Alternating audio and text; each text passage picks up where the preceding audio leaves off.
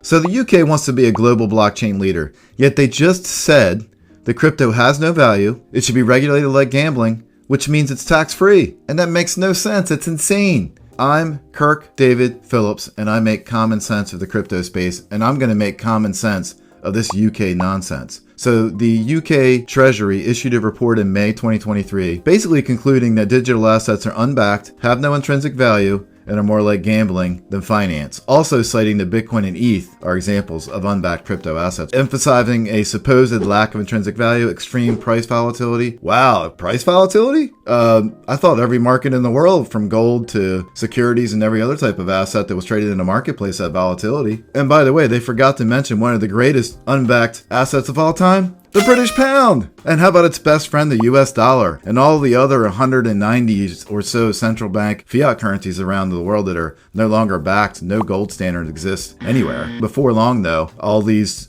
central banks and treasuries are going to secretly accumulate BTC and ETH in their treasury. So those fiat currencies will be backed over time. So don't get me started on the intrinsic value thing. Just look at my other videos for now. Peter Schiff says gold is a losing game and 5 superpowers of Bitcoin. I could go way off on that and do a tangent on intrinsic value. So here's a quote from the Treasury Committee. We are concerned that regulating retail trading and investment activity in unbacked crypto assets, I love how they put unbacked in there. It's like a jab every time they say it, as a financial service will create a halo effect. Halo effect? What are you talking about? That leads consumers to believe that this activity is safer than it is or protected when it's not? I mean, you have disclosure and then it's buyer beware. The same it is for any electronics, any consumer purchase, any investment. It's always been that way. It's always about buyer beware. So that makes no sense whatsoever there. Then, going on further, Crypto UK, which is an advocacy group, says, furthermore, gambling is exempt from capital gains tax. So does the government really wish to exclude tens of millions of pounds in income from gains made by the buying and selling of crypto assets? Like, that's insane. It makes no sense. How can you claim that you want to be a global leader in something, and then you poo-poo the thing that you say you want to be a leader in, and then you basically forego all this tax revenue? It's like, this doesn't make any sense. This is mind-boggling. So the report also goes on to say that unbacked crypto assets are gambling rather than a financial service,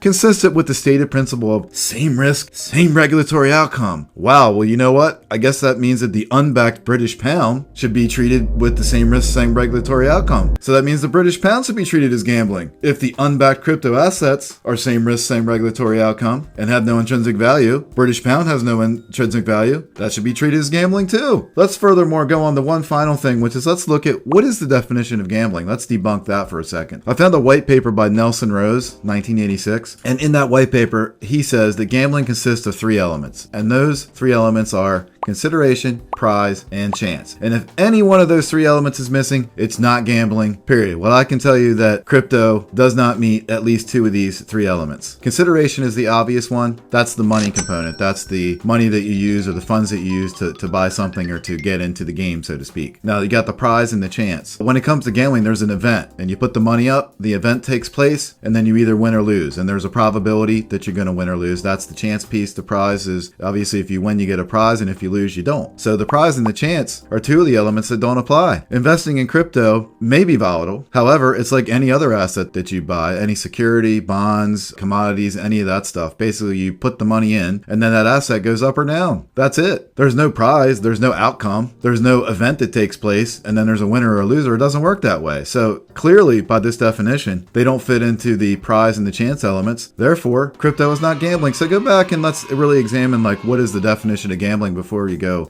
spouting off the crypto should be regulated like gambling. So anyway, I think the key takeaway here is that beware of those unbacked assets that have no intrinsic value, like the British pound and the US dollar, and I guess crypto assets too, since that's what they think. Anyway, let me know what you think about that. Do you agree the fiat currencies are unbacked or not? Because basically all they're backed with is the full faith and credit of whatever said government is that's the issuer. So let me know what you think on that. Please like the channel and subscribe so we can keep bringing you great content.